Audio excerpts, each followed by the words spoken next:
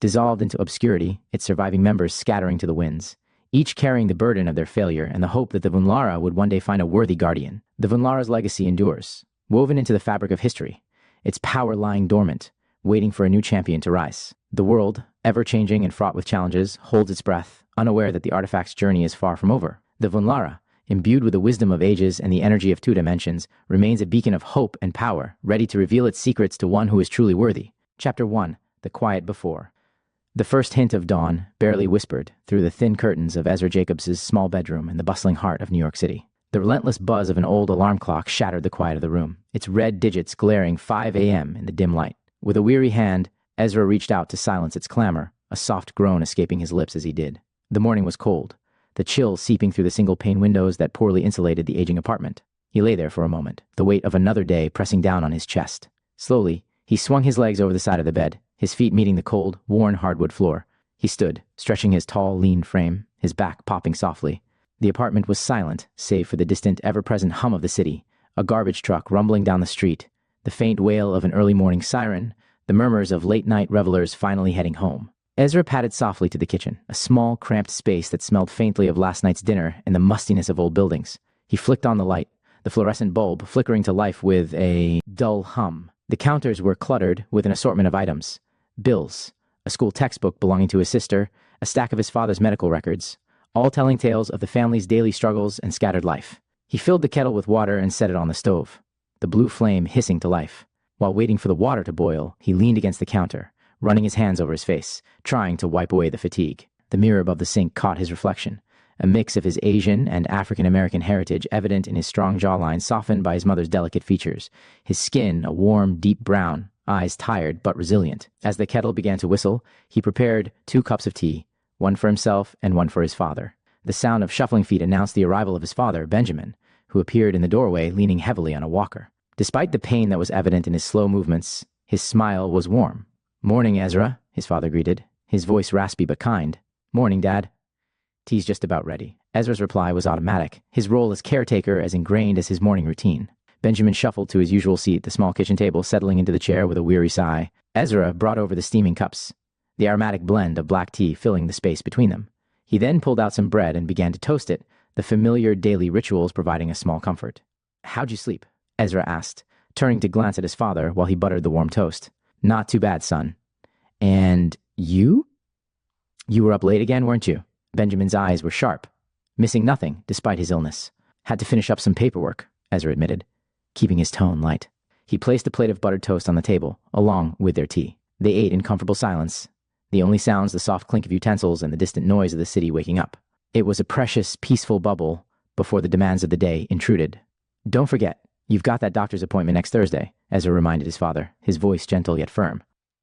"I haven't forgotten," Benjamin assured him, a faint chuckle in his voice. "Can't get much past you, can I?" "Nope, you can't," Ezra smiled, the affection evident in his eyes. As breakfast ended, the moment of peace faded, and the reality of their situation crept back in. Ezra washed the dishes quickly, his movements efficient and practiced.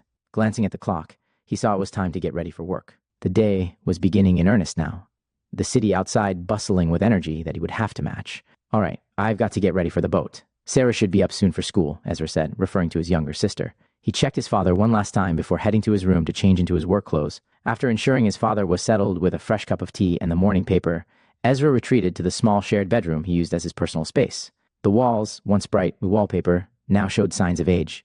The cheerful patterns faded from years of sunlight streaming through the window. He opened the narrow closet, its hinges squeaking slightly, and pulled out his uniform, a navy blue polo shirt and khaki pants, the fabric softened from frequent washing.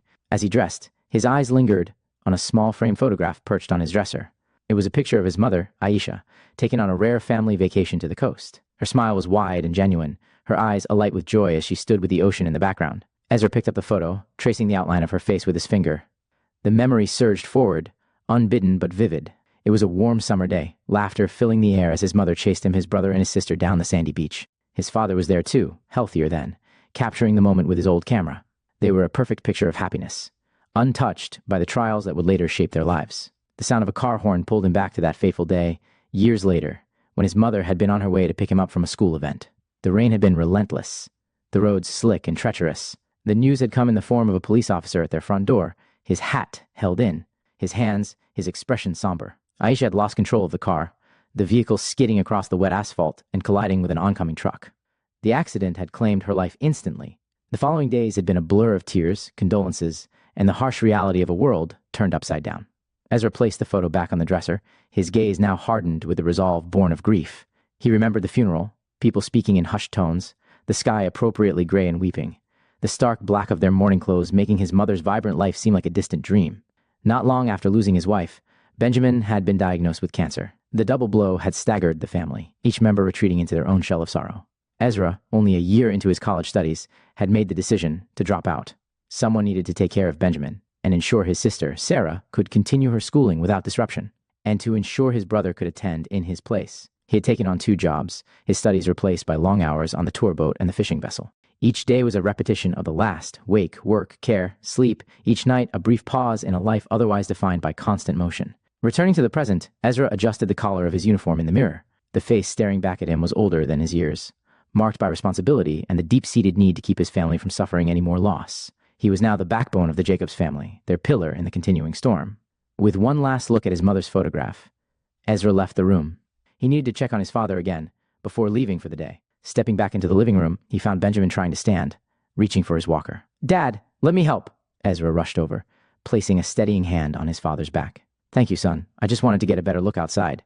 It looks like it might be a nice day," Benjamin remarked, a hopeful note in his voice as he peered through the window. "It will be, Dad. And Sarah will be up soon. I'll make sure she gets to school okay," Ezra reassured him, guiding him back to the armchair. "I'm proud of you, son. Your mother would be proud, too. You've always had her resilience." As he prepared to leave, securing his bag and giving the apartment one final check, Ezra felt the weight of the day ahead. But like every day, he would meet it head-on, fortified by the memories of happier times and the resolve to forge a future for his family, no matter the personal cost. With a final reassuring smile at his father and a quick glance to ensure the front door was securely locked, Ezra stepped out of the apartment. The hallway was dimly lit, the fluorescent lights flickering overhead as he descended the creaky stairs to the lobby. The early morning air greeted him with a crisp chill as he exited the building, the bustling sounds of the city immediately enveloping him. The streets of New York were already alive with activity. Commuters hurried by, their breath visible in the cool air, faces set in determination to begin another day. Street vendors were setting up for the day, the smell of freshly brewed coffee and bagels filling the air, mingling with the less savory odors that the city's mornings brought. Ezra made his way to the subway station, joining the flow of the city's lifeblood. The station was crowded, the collective mood a blend of sleepiness and urgency. He swiped his Metro card and joined the throng on the platform. Around him, the city's symphony was in full swing, the rumble of the trains, the murmur of conversations, and the occasional sharp whistle of the station manager. As he waited for his train, his thoughts wandered back to his family. The responsibility he felt for them was a constant weight, but one he bore willingly. It was moments like these, in the crush of the morning commute, that he allowed himself to dream, however briefly, of a different life. A life where his mornings were not rushed, his responsibilities not so heavy, where he could simply be. The train arrived with a screech, breaking his reverie. He boarded along with a mass of other passengers, finding a spot where he could brace himself against the motion. As the train lurched forward, he took a deep breath, steadying himself for the day ahead. Inside the subway car, people were engrossed in their own routines, some lost in the pages of a book, others tapping on their phones, and a few just staring blankly at the advertisements above. A small child stood close to Ezra, clutching a dinosaur toy and occasionally glancing up at him with curious eyes. Ezra offered a small smile, which the child shyly returned before burying his face in his mother's side. The train rumbled through the tunnels, the flickering lights casting everyone in intermittent shadows. Ezra's mind drifted to the ocean, to the open expanses of water that awaited him, a stark contrast to the confined spaces of the city. He thought of the waves, the smell of salt in the air, the freedom of being at sea, a freedom that felt both exhilarating and, at times, overwhelming. As his stop approached, he prepared to disembark, the familiar mix of anticipation and fatigue setting in. Stepping off the train, he emerged into the brisk air of the waterfront. The scent of the ocean was faint but distinct, weaving through the smells of the city and offering a hint of what lay beyond. He walked the final blocks to the harbor, the skyline behind him and the vast, open sky above. The sounds of the city began to fade, replaced by the cries of seagulls and the distant hum of boat engines. The harbor was a different world, a place where the city's chaos was held at bay by the steady rhythm of the sea. Arriving at the dock, Ezra saw the seafarer tethered and waiting, the morning light reflecting off its white hull. He greeted his crewmates with a nod, each of them sharing the unspoken bond of those who make their living on the water. As he stepped onto the boat, he felt a momentary relief, the tightness in his chest loosening slightly, the weight of his burdens easing as he took his place behind the wheel. Here, at the helm of the seafarer, Ezra found a semblance of peace, a temporary escape from the demands of his life on land. He took a deep breath, the salty air filling his lungs, and prepared to welcome the first group of tourists. His voice, when he began the tour, was clear and confident, belying the complexities of his life away from the sea. His voice, clear and steady, wove tales of the city's past, of explorers and dreamers who had sailed these very waters. Ezra stood at the helm of the Seafarer, watching as the first group of tourists of the day climbed aboard. They were a diverse mix, as always, a family with 2 young children clutching maps and cameras, a couple of elderly tourists wearing matching windbreakers, and a group of students buzzing with excitement. Ezra greeted each with a practiced smile, his demeanor professional, yet warm. He gave the safety briefing with clear precision, pointing out life jackets and emergency exits. As the engine of the boat thrummed to life, Ezra felt a familiar sense of anticipation. This was where he could merge his daily responsibilities with the brief respite the sea offered. As the Seafarer pulled away from the dock, the cityscape began to recede, giving way to the expansive view of the New York City harbor. The waters around New York are steeped in history, Ezra began, his voice carrying over the sounds of the boat and the water. From Native American fishing tribes to Dutch settlers, and all the way to the immigrants who came through Ellis Island, each wave of newcomers found hope and hardship in these waters. As the boat rounded a particularly scenic point, Ezra pointed out landmarks and historical sites. His stories were interwoven with facts and folklore, making the past come alive. He talked about Revolutionary War skirmishes, the bustling trade of the 19th century, and the modern revitalization of the waterfront. The tourists were captivated, their faces reflecting the intrigue and charm of the tales. The children leaned over the side, eyes wide with wonder as they tried to spot the sea life Ezra mentioned. And if you look closely, he said, lowering his voice to add a layer of mystery, you might even catch a glimpse of the harbor seals that like to sunbathe on the distant buoys. As he narrated, Ezra allowed the rhythm of the waves and the gentle rocking of the boat to soothe his ever-present worries. He found a brief escape in his role as guide, lost in the history and the stories that seemed almost to transport him to another time.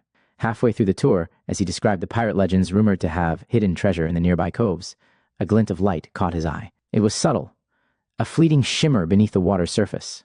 Ezra paused, his story trailing off as he peered over the railing. The light was gone as quickly as it had appeared, leaving him to wonder if he'd imagined it. Shaking off the distraction, Ezra continued with his narration, but his mind lingered on the odd light. Had it been just a trick of the sunlight, or something else? He made a mental note to keep an eye out, curiosity piqued by the possibility of something unexplained. As the tour drew to a close and the Seafarer made its way back to the dock, the tourists began chatting excitedly among themselves, recounting their favorite parts of the tour. Ezra answered questions and offered recommendations for their visit. Stepping off the boat, the tourists thanked him with genuine appreciation. "You really made the history come alive," one of the elderly tourists commented, her eyes twinkling with satisfaction. "Thank you for such a wonderful tour." "You're very welcome," Ezra replied, his heart lightened by the praise. "Enjoy the rest of your visit." As the crowd dispersed, Ezra tidied up the deck and prepared for the next group. The mysterious light he'd seen lingered in his thoughts. He gazed out at the water, the horizon vast and inviting. There was so much about the sea that remained unknown, so many stories yet to be told.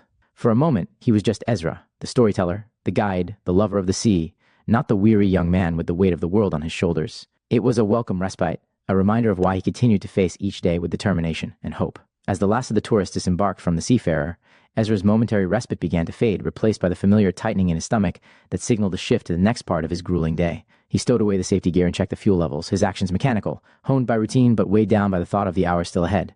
He had a brief window of time between his 2 jobs. Typically, he used these moments to touch base with his family or check in on his younger brother, Michael, who was in college thanks to the sacrifices Ezra had made. Pulling out his phone, he sent a quick text to Michael, checking on his midterms and reminding him about an upcoming scholarship deadline. Michael's response was immediate, a mixture of gratitude and the usual brotherly banter, which brought a brief smile to Ezra's face. "Thanks for the reminder, big bro.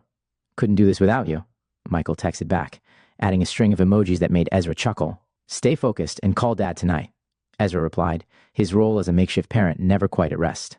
Pocketing his phone, Ezra's gaze drifted out to the horizon where the sky met the sea in a line of shimmering blue. The brief interaction with his brother was a stark reminder of the reason behind his relentless pace. It wasn't just about survival, it was about providing opportunities he had never fully grasped for himself. He took a deep breath of the salty air and prepared himself mentally for the switch from tour guide to fisherman. The fishing boat, a sturdier, more rugged vessel named the Siren's Call, was docked at another pier, a short walk from where the Seafarer was moored. As he walked toward the Siren's Call, the sounds of the harbor changed from the playful calls of the tour guides to the gruff, businesslike shouts of the fishermen. The air grew thicker with the smell of fish and brine, a stark contrast to the more sanitized aroma of the tourist areas. The dock here was less polished, the wood weathered and slick with sea spray, the boats bobbing more aggressively in the water. Ezra greeted the crew of the Siren's Call with a nod and a tight smile. These men and women were like him in many ways, each carrying their own burdens and stories of sacrifice. The captain, a grizzled veteran of the seas named Hank, clapped Ezra on the back as he boarded. "Ready for another round?" "Jacobs." Hank's voice was rough but friendly.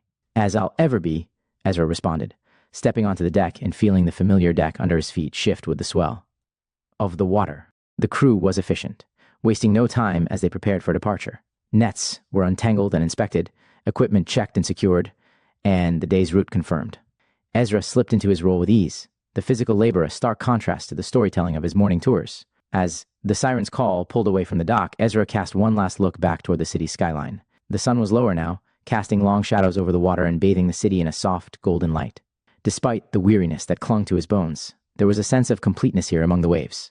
A feeling that, for all the hardships, there was nowhere else he would rather be. This transition, from the relative ease of the tour boat to the harsh realities of the fishing boat, encapsulated Ezra's daily life, a constant balancing act between duty and passion, sacrifice and fulfillment. As the city faded into the background and the open sea lay ahead, Ezra faced the setting sun with a resolve that was as much a part of him as the blood in his veins. Chapter 2. The Night's Undertow. As the sun dipped below the horizon, the bustling city skyline transformed into a silhouette against the fiery canvas of orange and purple. The last echoes of laughter and conversation from the tour boat's final trip faded into the evening air, leaving behind only the soft lapping of water against the dock. For most, the day was winding down, a time to retreat into the comfort of home and hearth. But for Ezra Jacobs, this twilight hour signaled a shift to a far more demanding realm. Leaving the familiar territory of the tourist-filled waterfront, Ezra made his way to a more secluded part of the harbor. Here, the bright city lights dimmed, and the festive atmosphere of the day gave way to the industrial utilitarian section where the siren's call was moored. The air was tinged with the briny scent of the sea and the faint odor of fish and oil, a stark reminder of the night's work ahead. He changed out of his navy blue uniform, the fabric still crisp from the morning's ironing, and donned the gear of a seasoned fisherman.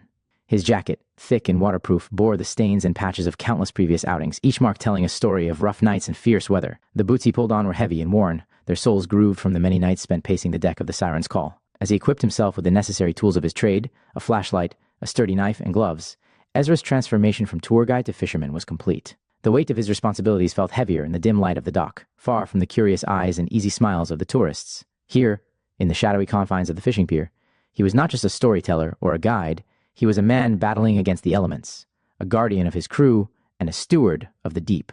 Approaching the siren's call, the vessel appeared as a dark behemoth against the dusky sky. Its rugged exterior was battered by years at sea, the paint chipped and faded, the metal fixtures corroded by salt. Yet, it stood as a reliable sanctuary and workplace, its solidity a comfort in the unpredictable world of sea fishing. Ezra stepped aboard, his footsteps echoing on the wooden deck. The boat rocked gently under his weight, a familiar dance that he had learned to navigate with ease. He stowed his gear in the small cabin, a cramped space filled with nautical maps, old coffee cups, and the layered odors of tobacco and damp fabric. The rest of the crew was already on board, preparing for the night's journey. Their greetings were gruff but friendly, each nod and muttered hello, a testament to the tight-knit nature of their team. They knew the dangers and the drudgery of the work ahead, but like Ezra, they were drawn to the sea, bound by a need that was as deep as the waters they trawled. As Siren's call began to pull away from the dock, the city's clamor was replaced by the more primal sounds of water slapping against hull and wind whistling through the rigging. Ezra took a deep breath of the salty air, feeling the familiar mix of anticipation and apprehension as the boat headed into the open sea. The night shift was underway, and with it, the real work began. The crew of the Siren's Call was as varied and rugged as the boat itself. Each member had been shaped by the sea, their characters forged in the brine of ocean winds and the harsh lessons of the deep waters. As Ezra stepped onto the deck, he was met with the familiar faces of his shipmates, each carrying their past in their posture and gaze. Old Pete, the captain, stood at the helm, his silhouette outlined by the faint light of the cabin. His face was deeply lined, each wrinkle a testament to a squall weathered or a night spent steering through treacherous currents. Despite his gruff exterior, Old Pete had a keen eye for the sea's moods and an unfailing instinct for fishing spots. His leadership was not vocal but demonstrated through steady hands and decisive actions. His vice captain Elijah performed safety checks and ensured the crew was ready to start their night. Beside him, Mac leaned against the railing, a cigarette dangling from his lips. His reputation for drinking was well known among the crew, but so was his skill with the nets. When sober, Mac could outwork any two men on board, his laughter booming over the waves, his stories wilder than the sea itself. However, tonight, the flask hanging from his belt was a clear indication he might not be at his best. Jenna, the ship's mechanic and the quietest of the crew, busied herself with checking the equipment. Her compact frame belied her strength, and her hands, always stained with grease, were adept at coaxing life from the boat's aging engine. Jenna spoke little, but her presence was a calming constant, her competence unquestioned. Ezra's arrival drew nods and a few mumbled greetings.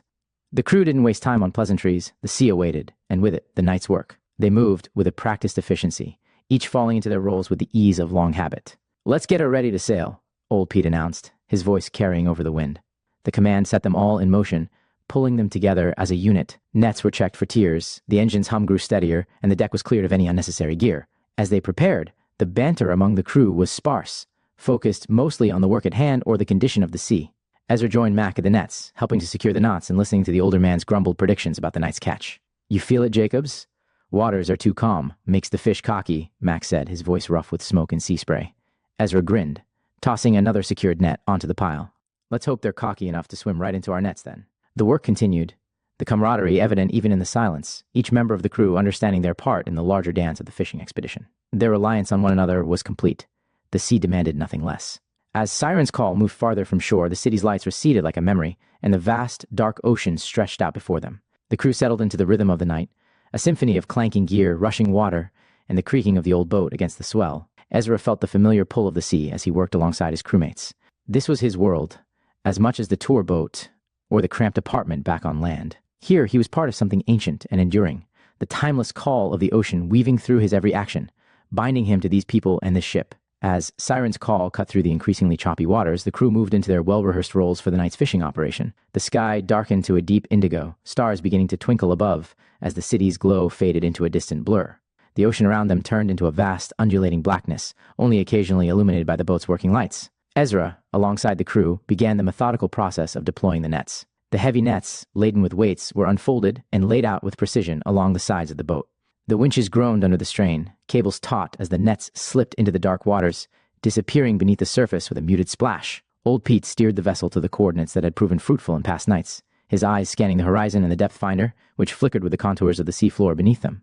"Keep her steady. We're right over the sweet spot," he called over to Jenna, who adjusted the throttle in response, her hands steady despite the rocking of the boat. The crew worked in a rhythm, the silence of the night broken only by the mechanical sounds of the boat and the occasional call-out. Mac, seeming more focused now despite the earlier drink, worked the winches with practiced ease, his rough voice occasionally barking instructions to the newer crew members. "Watch that coil. Don't let it snag," he shouted as a loop of rope threatened to catch on a cleat. Ezra took his place at the sorting table, ready to handle the catch as it was hauled aboard. The first haul was always a mix of anticipation and anxiety. The sea kept its secrets well, and no two nights were ever the same. As the winches began to whir, pulling the nets back towards the boat, all eyes were on the emerging meshes, watching as shapes and shadows began to materialize from the depths. The nets bulged with the night's catch, a promising sight. Fish of various sizes flopped amidst the tangle of nylon, their scales glistening under the work lights. Ezra and the others donned thick gloves, ready to sort the catch, keeping the market-worthy fish and releasing the unwanted by catch back into the ocean. Sorting the fish was wet, chilly work. The deck became slick with seawater and fish scales, the air filled with the sharp scent of brine and the fishy odor of their catch. Ezra worked swiftly, tossing mackerel, cod, and the occasional flounder into separate bins. Each type of fish had its place, and precision was key to preserving their value at market. "Good haul, boys," old Pete exclaimed, pleased with the night's first success. His approval brought a few tired smiles around the deck, a shared moment of triumph against the backdrop of their exhausting labor. The work didn't stop with the first haul. The nets were cast again, and the cycle repeated: cast, wait, haul, and sort. Each set brought its own challenges, from untangling sea debris caught in the nets to managing the wear and fatigue that settled over the crew as the hours wore on. Through it all, Ezra felt a profound connection to the sea. Each wave that splashed across the deck, each net heaved aboard, linked him to the endless cycle of the ocean's life. Despite the exhaustion, there was satisfaction in knowing they were masters of their trade, working in harmony with the vast, mysterious world beneath them. As the night deepened and the temperature dropped, the crew kept their spirits buoyed with occasional jokes and stories shouted over the noise of the wind and waves. But the routine of the night was about to be broken by an unexpected event that would test their skills and their camaraderie to the limits. As Siren's call continued its relentless work, the night wore on, the sky deepening to an even darker shade of midnight blue. The crew, settled into their routine, barely noticed the change in the wind's pitch and the subtle shift in the wave patterns.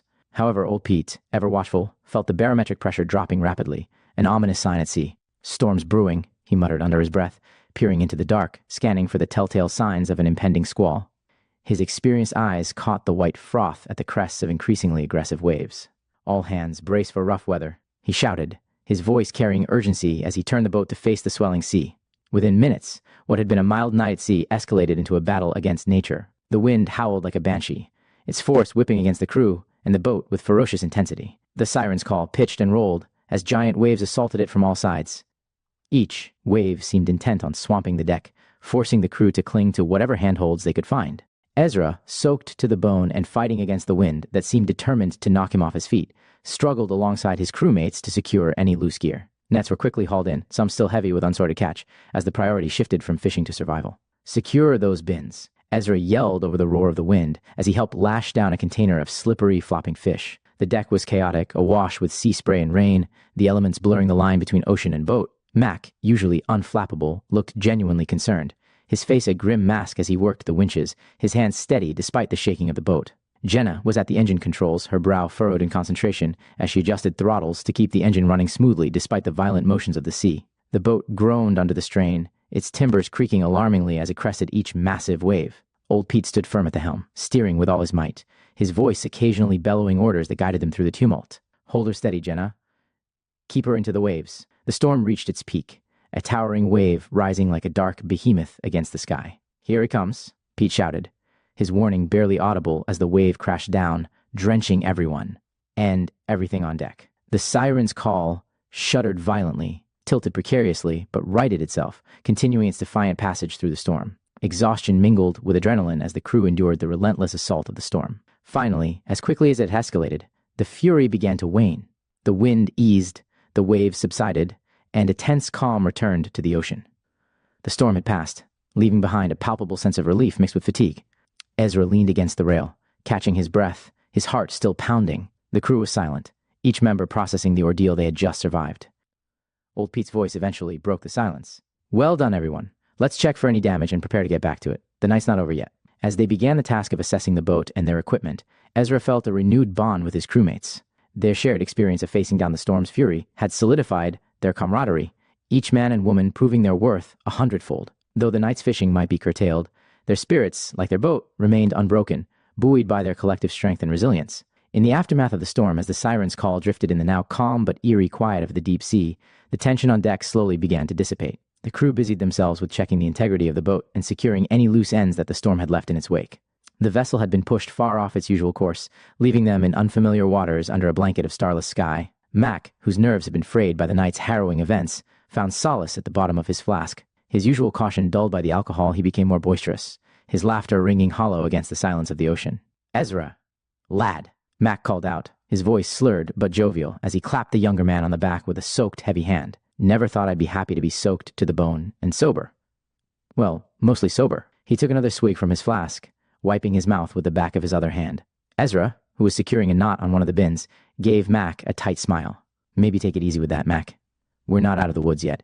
We need to stay sharp to get back on course." "Ah, the lad's right," Old Pete chimed in from the helm, his voice stern. "Keep your head clear. We've got to navigate back, and we can't afford any more surprises tonight."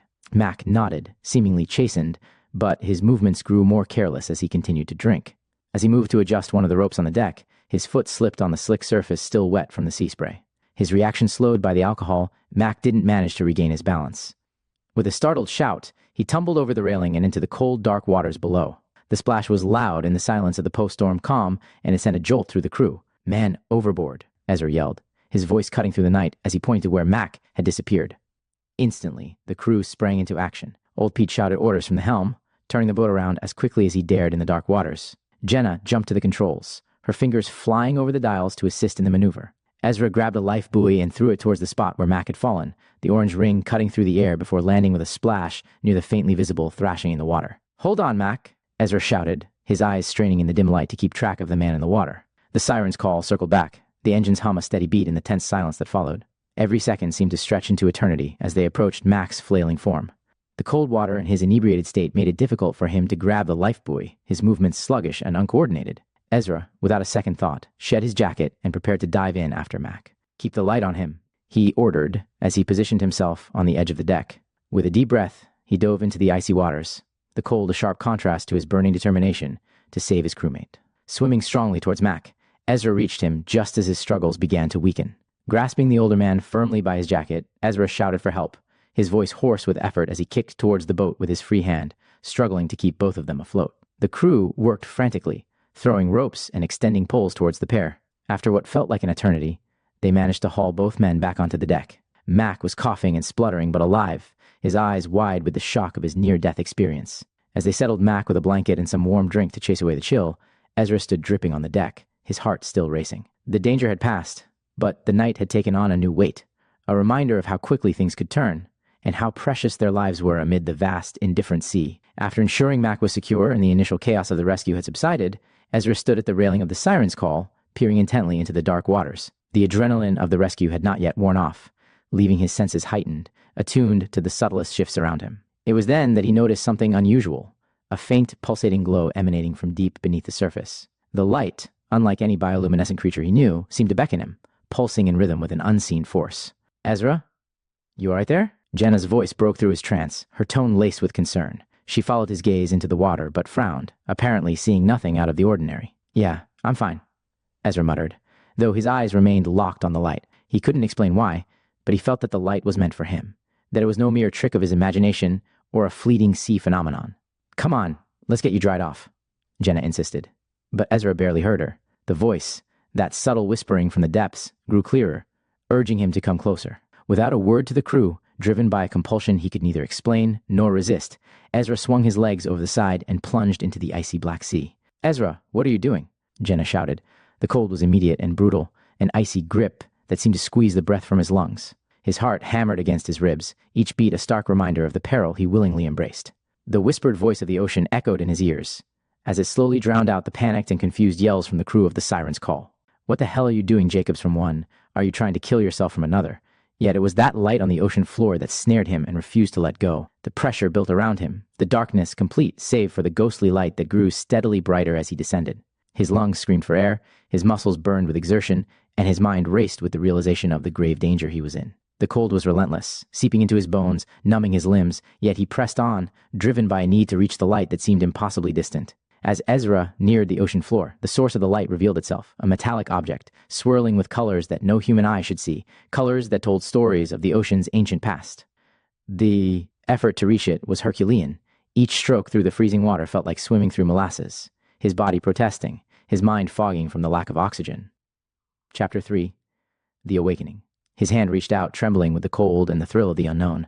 The moment his fingers brushed against the artifact, a surge of energy shot through him, stark and electrifying, as if the sea itself reacted to his touch. The artifact swirled and shifted and reforged itself into a mighty trident, pulsed with a deep blue glow, illuminating the ocean floor with a spectral light. A voice, deep and resonant, echoed in his head, barely distinguishable from the ocean's own murmurs. Was power? Before he could speak or even comprehend the question, the ocean was the only thing, the only thing he could know, then flooding Ezra with an overwhelming sense of connection to the vast, mysterious ocean around him. It was as if he could feel the currents coursing through his veins, the ebb and flow of tides resonating with his heartbeat. Overcome with a mix of awe and fear, Ezra clutched the trident. The sea around him responded, the water beginning to swirl as a current stirred from nowhere. It encircled him, drawing tighter, faster, a vortex that threatened to engulf him completely. Panic set in, but the trident in his hand hummed with a reassuring power. In an instant, the ocean's embrace shifted from threatening to protective, the vortex propelling him upwards with a force that defied the natural laws of the sea. As he was thrust toward the surface, Ezra held onto the artifact, the key to powers he had never imagined, and a burden he had yet to understand. As Ezra clutched the pulsing trident, the ocean around him transformed into a maelstrom of unimaginable force. The water, a deep, abyssal blue, spun with increasing fervor, drawing in a whirlwind of bubbles and swirling sediment. The darkness of the deep sea was suddenly alight with bioluminescent creatures, awakened by the disturbance, their eerie glow casting ghostly lights within the torrent. The vortex spiraled tighter, its center a brilliant electric blue that seemed to pulse in rhythm with Ezra's own heartbeat. He felt as though he were caught in the eye of an underwater tornado, a conduit for a power so ancient and vast it dwarfed all human endeavor. The pressure was immense, a crushing force that defied the depth's deadly grip, yet within this aquatic cyclone, Ezra was inexplicably protected, encased in a bubble of energy emanating from the trident. Rushing upward, Ezra was propelled at a breakneck speed, the sea life and oceanic flora a blur of colors and shapes around him. Fish darted away in fright, and strands of kelp swayed violently in the turbulent water. The sound was overwhelming, a roar of currents and the crackle of energy that seemed to split the sea itself. The ascent was disorienting, time and space losing meaning as the surface rushed towards him. Moonlight began to pierce the depths, growing brighter until it was all he could see. With a force that knocked the breath from his body, Ezra burst through the ocean's surface, the sky above a vast expanse of endless midnight blue. Water cascaded around him like sheets of glass, shimmering in the starlight as droplets caught the light, sparkling like 1,000 tiny stars. He landed heavily on the deck of Siren's Call, the impact echoing across the ship. The crew, who had been anxiously searching the waters for any sign of him, recoiled in shock as the sea calmed as suddenly as it had erupted. Elijah, the second in command, was the first to regain his composure. "My God, Jacobs, what the hell was that?" he exclaimed, staring in disbelief at Ezra, who lay gasping on the soaked deck, the trident still clutched in his hand. The artifact, no longer glowing but still humming with latent power, seemed almost benign now, a stark contrast to the chaos it had unleashed moments before. Ezra, shivering and struggling for every breath, could barely comprehend the events himself. I don't know," he managed to say, his voice hoarse and shaking. Around him, the crew moved hesitantly, their faces a mix of awe and fear as they approached to help. Old Pete, with his wild beard and unkempt hair, pushed through the group. "What's wrong?" "With you, idiots? This kid is half dead, and here you are shaking in your damn boots. Whatever that was and whatever is going on, it's going to have to wait till tomorrow," he grumbled, draping a heavy blanket over Ezra's shoulders. Nodding gratefully, Ezra allowed himself to be wrapped in the warmth of the blanket. His mind was a whirl of confusion, fear, punctuated by flashes of the underwater visions. The crew's voices faded into a background hum as he fought to stay conscious. The captain ordered the crew to sail to the harbor while he spoke to Elijah about today's events. Crew gossiped and talked amongst themselves while sailing back to the harbor. The crew of the Siren's Call exchanged looks of disbelief and fear, the night's events shattering the boundaries of their understanding. Mac, saved from the sea's grasp by Ezra's daring rescue, watched him with a mix of gratitude and awe. You're something else, Ezra. Don't know why you'd bother saving a useless drunk like me, but thank you. I don't know what we are going to do with you," said the captain. Those being the last words Ezra heard before he finally fell unconscious. He awoke in a new set of clothes. They were ragged, but at least they were clean and dry. He found himself in the backseat of a car being driven by one of his crewmates. As Jana navigated the car through the bustling streets of New York City, Ezra slowly came around. The grogginess ebbed away, replaced by a sharp, uncomfortable clarity. Streetlights streamed past, casting a staccato of light and shadow across the car's interior. The muffled sounds of the city at night, honking cars, distant laughter, the occasional wail of a siren, filtered through the windows, grounding him in the familiar, but doing little to ease the turmoil within. Sitting upright, Ezra rubbed his temples, trying to piece together the fragmented memories of the night. He remembered the descent, the vortex, the overwhelming force of the ocean, and the artifact's inexplicable power. Now, as the adrenaline faded, a sinking feeling of guilt took its place. He had endangered himself, and worse, his crew. The weight of his actions lay heavy on his shoulders. First I'm sorry for all of this. Ezra's voice broke the silence, tinged with regret. Jana glanced at him through the rearview mirror, her expression softening. "You had us worried, but you didn't ask for any of this. That thing," she paused, nodding toward the trunk. "It's not like anything we've ever dealt with." "No, that's no excuse. I put us all in danger," he said resignedly. The car wove through the late-night traffic, the bright lights of the city blurring into streaks as they crossed the Brooklyn Bridge. The panorama of Manhattan's skyline served as a glittering backdrop, skyscrapers bathed in artificial light standing as sentinels over the city. The contrast between the natural, uncontrollable force he had encountered in the ocean and the controlled, human-made environment of the city was stark. It made Ezra feel even more isolated in his experience, adrift between two worlds. "Ezra, no matter what happens, we've got your back," Jana added, her voice firm, pulling him from his introspection. The car finally pulled up in front of Ezra's apartment building, an older structure wedged between newer, shinier developments. Its worn facade was a testament to the many lives it had housed, standing resiliently amidst the ever-changing neighborhood. With a deep breath, Ezra opened the car door and stepped out into the cool night air. The familiar smells and sounds of his neighborhood wrapped around him like an old blanket, comforting but also a reminder of how far he had ventured from the ordinary. "Thanks for the ride, Jana, and for everything," Ezra said, his voice low. "I'm going to pay you back for this, I promise." "Don't mention it. Get some rest," Jana replied, giving him a supportive nod before driving off into the night. Chapter 4. The Burden of Secrets.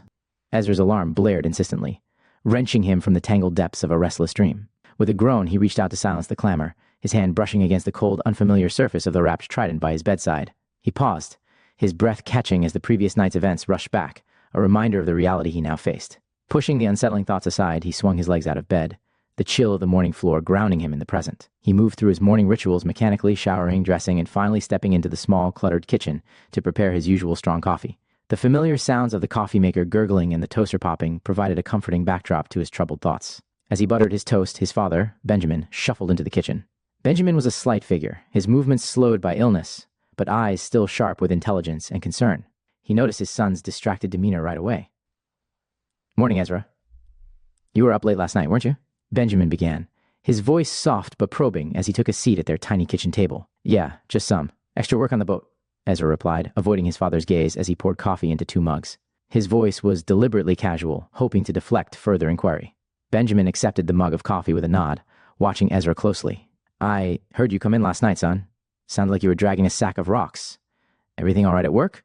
Ezra set his mug down a little too sharply, coffee sloshing over the side. He wiped it up with a sigh, steeling himself for this conversation. It was nothing, Dad.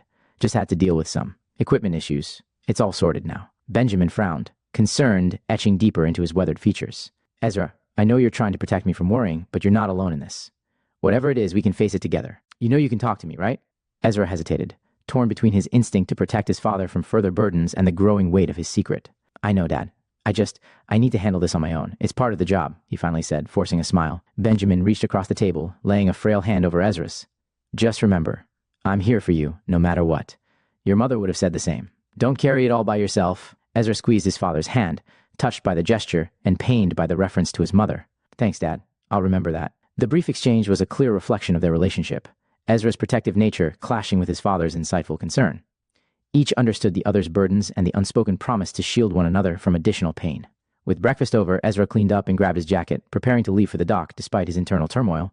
He was determined to maintain normalcy, to not let the artifact's mysterious call disrupt the life he had built. Yet, as he stepped out into the brisk morning air, the weight of the trident in his room was like a physical presence, pulling him back even as he walked away. The crisp morning air was a small relief as he made his way towards the subway. After arriving at the harbor, he walked briskly toward the docks, his mind a whirl of anxiety and unresolved questions from the night before. He kept replaying the events, the voices, and the power that surged through him in the deep sea. Each step he took towards Siren's call, increasing his desire to just dive back into work and drown out the incessant whisper of the trident. He worked the day away at the tour boat as he tried to clear his mind of yesterday's events. After his shift was done, at 4:45 p.m., he swapped his clothes ready to start work on the sailing boat. As he approached the familiar outline of the boat, he noticed old Pete standing at the gangway, his posture rigid and expression unusually stern. It was clear he was waiting for Ezra, and not for a casual morning greeting. Ezra, hold up there, old Pete called out as he spotted him. The tone of his voice, gruff yet tinged with concern, made Ezra slow his approach, a knot of dread tightening in his stomach. I need to talk to you before you step aboard, Pete continued, crossing his arms as Ezra came to a stop in front of him. His weather-beaten face was serious, eyes probing. Ezra's heart sank. What's going on, Pete? He asked, though a part of him already guessed the reason for this interception. Pete sighed, glancing back at the boat before returning his gaze to Ezra. I'm giving you some time off, Ezra, starting today. You need to rest and sort yourself out after what happened last night, he said decisively. Ezra's first response was to reject the idea outright. Pete, I appreciate your concern, but I'm fine. Really, I need to be here, working. It helps, he argued, trying to keep his voice even, though his insides were coiling with frustration. Pete shook his head, unmoved. No, son, I've seen men go back to work too soon after. Incidents. It never ends well. You're taking 2 weeks off, no arguments. That's an order, not a suggestion. But, Pete, it's final, Ezra. Pete's voice was firm, leaving no room for negotiation. Look, I've seen enough to know when a man's about to break. You're not just risking your own neck out here, you're responsible for the whole crew. I can't have you on board like this. The finality in Pete's words struck Ezra harder than he expected. He stood there, momentarily lost for words, the reality of his forced isolation settling heavily on his shoulders. 2 weeks, he finally muttered, a mix of resignation and defiance in his tone. Pete softened slightly, clapping a strong hand on Ezra's shoulder. Use the time wisely. Rest, think, do whatever you need to do to get your head straight. We need you in top form, not half distracted by whatever's eating at you. Reluctantly, Ezra nodded, understanding the wisdom in Pete's words, despite his inner resistance. All right, I'll take the time. But I'm not just going to sit around, he said, more to himself than to Pete. Good man, Pete replied, giving Ezra's shoulder a squeeze before turning back to the boat. We'll manage here. Just make sure you come back ready. As Pete walked away, Ezra stood watching the siren's call for a few moments, feeling adrift. The thought of staying away from the sea, from his crew, and his daily routines was unsettling. But perhaps Pete was right. Maybe he did need this time, not just for rest, but to confront the deeper, more daunting task of understanding the Trident's call. Forced to take an unwelcome break from his work on Siren's Call, Ezra sought to fill the void and keep his worries at bay by picking up a few extra hours guiding tours on the tour boat. The shifts were sporadic and short, never enough to replace the long, grueling hours he was accustomed to spending on the fishing boat. He felt restless, his mind always drifting back to the strange, pulsing artifact hidden away in his apartment. Determined to keep his father from probing too deeply and to avoid weaving a web of lies, Ezra decided to spend his newfound free time at the local library. Surrounded by the musty scent of old books and the quiet murmur of fellow patrons, he dove into research with a fervor, hoping to uncover anything that could explain the Trident's origins or its mysterious powers. He scoured maritime history books, delved into myths and legends of the sea, and pored over academic papers on archaeological underwater finds. The library's computers became his constant companions. As he sifted through digital archives and databases, his eyes weary from scanning countless pages. However, the more he searched, the more elusive the answers became. Nothing he found matched the specific characteristics of the trident. No historical records mentioned such artifacts wielding the kind of raw elemental power he had experienced. It was as if the trident existed out of time and place, belonging to a narrative that had been deliberately erased. Frustration mounting, Ezra began to broaden his search to include unexplained phenomena and obscure scientific studies. It was then that he stumbled upon a thread of information about various European scientific facilities in the 1930s that had experimented with strange, often unrecorded materials and energies. One account in particular caught his eye, a brief mention of a major explosion at a secretive research facility. The details were sketchy, the implications disturbing, and all references to what was being studied or where exactly the facility was located had been meticulously scrubbed from the records. The trail went cold, and Ezra leaned back in his chair, rubbing his tired eyes. The library's clock ticked loudly in the quiet, a reminder of the time slipping away as he hit dead end after dead end. He felt a growing sense of isolation, the weight of a secret too large to carry alone, yet too dangerous to share. With a heavy sigh, Ezra closed his laptop. The digital breadcrumbs had vanished, leaving him with more questions than answers. He packed up his notes and left the library as it began to close, the sun setting outside, casting long shadows across the city streets. As he walked home, his mind was a whirl of theories and dead ends. The trident's call, once a faint whisper, now felt like a roar in his ears. Whatever secrets it held, they were ancient and deeply buried, protected by layers of history or perhaps deliberate obfuscation. Ezra knew he was out his depth, but giving up was not an option. The artifact had chosen him, for reasons he couldn't fathom, and he felt a compelling duty to understand why. He needed help, expertise that went beyond his own, but whom could he trust with such a dangerous secret? Arriving home, he stored the research materials with a sense of resignation. The quiet of the apartment was a stark contrast to the storm of thoughts in his mind. Tomorrow, he would have to decide his next steps. Perhaps seek out experts in fields he barely understood, or consider reaching out to academic contacts who might be persuaded to take his discoveries seriously without exposing the trident's existence prematurely.